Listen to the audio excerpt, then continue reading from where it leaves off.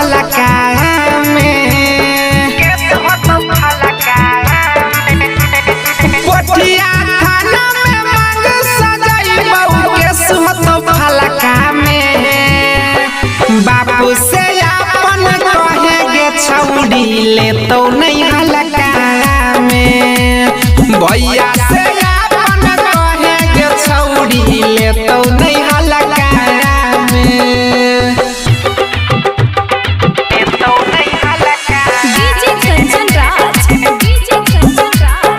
हाजीपुर वैशाली।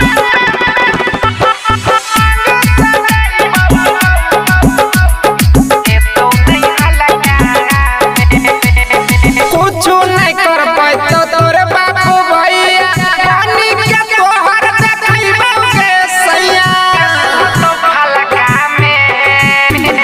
कुछ नहीं कर पाए तो तोरे बापू भैया पानी के तोहर देखैबो के सैया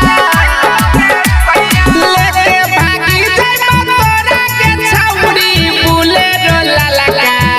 में बापू से अपन कहेगे गोरकी ले तो नहीं